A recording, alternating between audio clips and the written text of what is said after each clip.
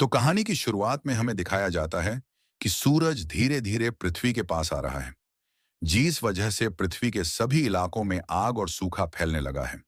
इसलिए जल्दी ही साइंटिस्ट पृथ्वी पर आने वाली सोलर क्राइसिस के खतरे के बारे में पूरी दुनिया में अनाउंस करने लगते हैं, जिसमें वह सभी को बताते हैं कि अगर सूरज इसी स्पीड से आगे बढ़ता रहा तो सूरज 100 सालों में पृथ्वी को अपने बीच समा के खत्म कर देगा और 300 सालों बाद पूरे सौर मंडल को ही खत्म कर देगा।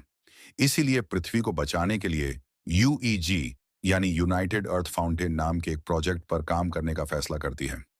इस प्रोजेक्ट के अकॉर्डिंग साइंटिस्ट काफी सारे बड़े बड़े इंजीन्स बनाकर पृथ्वी के अलग अलग हिस्सों में इंस्टॉल कर देंगे, जिसकी मदद से पृथ्वी को सौर मंडल से बाहर ले जाकर बचा लिया जाएगा। लेकिन इस प्रोजेक्ट में काफी खर्चा होने वाला था।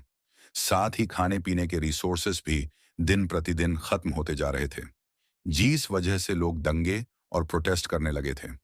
इन प्रोटेस्ट में वो लोग शामिल थे जिन्हें किसी भी अंजाम या खतरों की परवाह नहीं थी, क्योंकि इन लोगों का मानना था कि जो खतरा अभी तक पृथ्वी पर नहीं आया है, उसके लिए गवर्नमेंट इतना बड़ा रिस्क लेकर पृथ्वी और मानव जाति को खतरे में डाल रही है। वहीं दूसरी ओर यूईजी डिजिटल लाइफ नाम के एक प्रोजेक्ट यानी डीएलपी पर बैन लगा देती है, जिस वजह से प्रोटेस्ट और भी ज्यादा बिगड़ जाते हैं, क्योंकि डीएलपी एक कट्टर ग्रुप था जिसका मानना था कि इंसानों का फ्यूचर सिर्फ कंप्यूटर में है।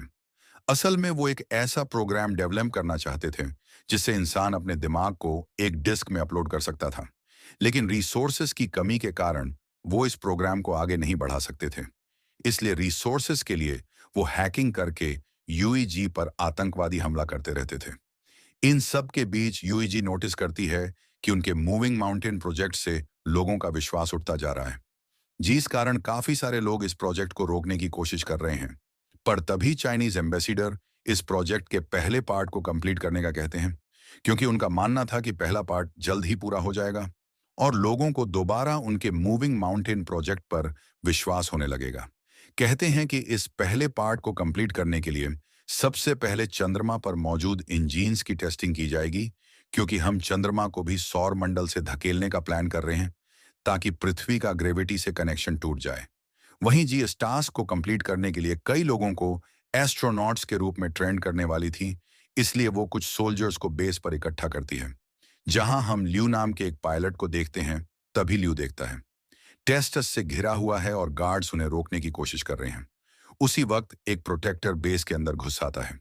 परहन नाम की लड़की उस आदमी को मारकर नीचे गिरा देती है।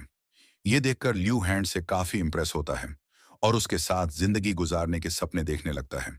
इसके बाद सभी ट्रेनिंग को एक एलिवेटर में बैठकर अंतरिक्ष में भेज दिया जाता है, क्योंकि उनका पहला टेस्ट अंतरिक्ष में होने वाला था।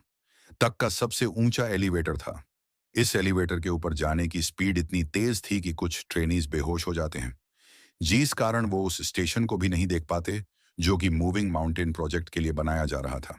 यहाँ सभी ट्रेनीज को फाइटिंग स्किल्स सिखाते हुए फायर आर्म्स का यूज करना सिखाया जाता है। इसके अलावा उन्हें बार बार एलिवेटर से ट्रैवल करवाया जाता है ताकि उन्हें फ्यूचर में एलिवेटर से ट्रैवल